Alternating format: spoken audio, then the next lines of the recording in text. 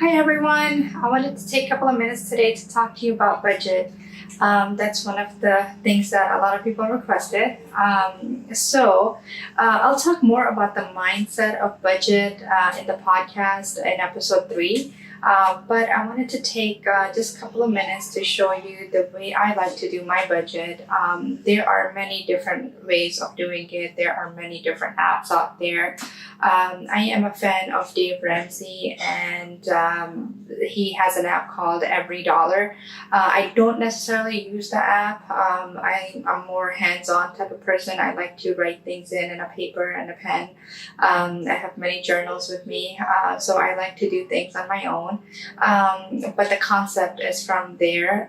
It's called Every Dollar. Basically, you want to have every dollar you have accounted for.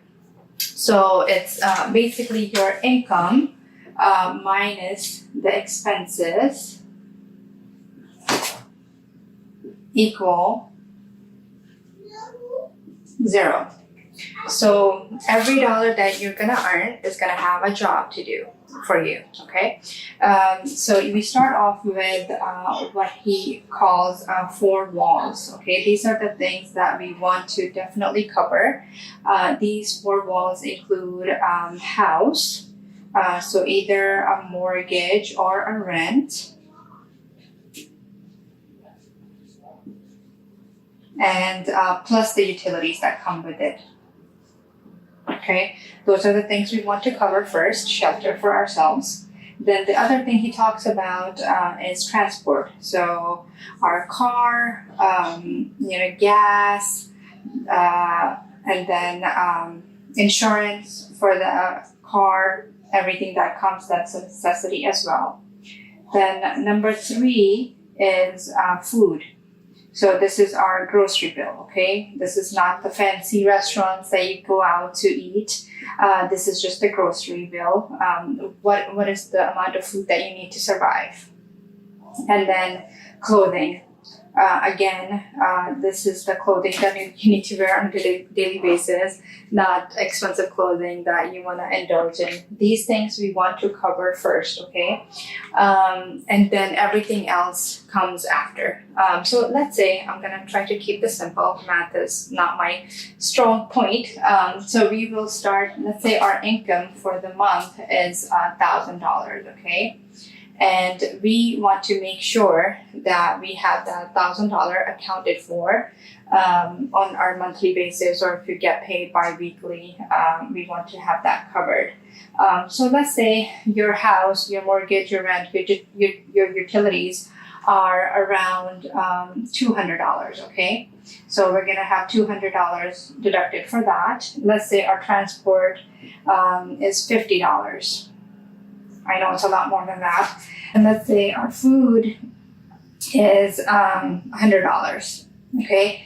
And our clothes for the month that we need, this may not be there every month, but let's say another $50. So we have $200, $300, $400 that's already been accounted for here.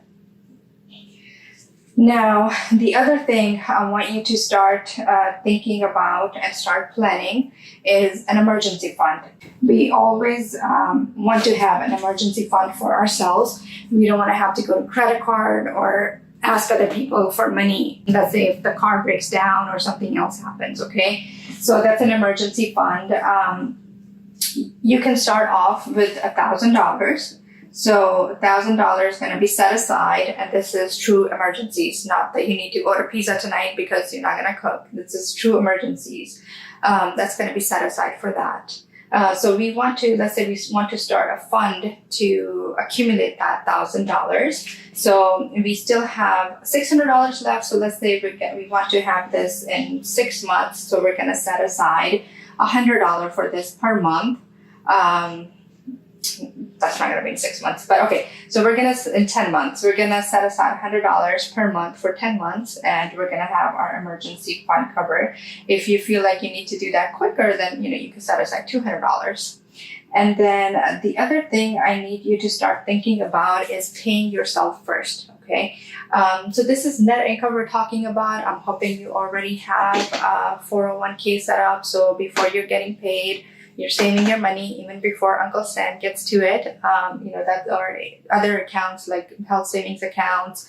For kids, 529s and other accounts that are already set up where we can save money even before Uncle Sam gets to it. But this is our net income, and even then, we want to pay ourselves first. So we want to invest money somewhere or save it for something.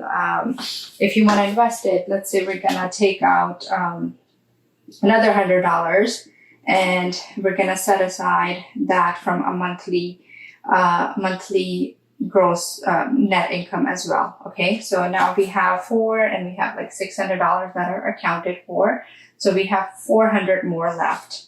Now, you can do other, you may have other expenses too, like schooling for kids. Maybe you're paying preschool tuition or other private schooling tuition. So all the expenses would come here as well. Let's say you want to go out on a date night. So you have your date night budget.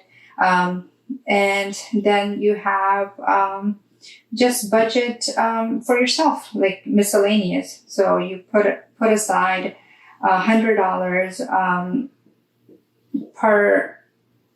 per month just for yourself that you want to indulge in. You want to go get ice cream or you want to do other things. So the point of having a budget is not to restrict yourself. The point of having a budget is so you have your money working for you, and you get to do things that you love, not out of guilt. So a lot of times where we live is thinking, okay, we don't have enough money. And then because we're in that mentality of we don't have enough money, we go out and we buy, a lot of clothes or other things that we just indulge in because we don't have a lot of money. But this way, we want to be in control of our money. We want our money to work for us and for our money to do things that we want it to do. So if you want to have a latte, if you want to have a coffee, and that's the highlight of your day, and you want to go out with friends and do that, plan for it. And then you're not going to feel guilty at the end of the day for, doing something that was not planned. As long as it's on the budget, you get to decide whatever you want to do with your money. If you want to go on a vacation, plan that vacation, start setting aside money for it, create a fund for it, and go on that vacation. Do the things that you love. We only get this life once, and we work hard for our money so that money can work for us, not the other way around, okay?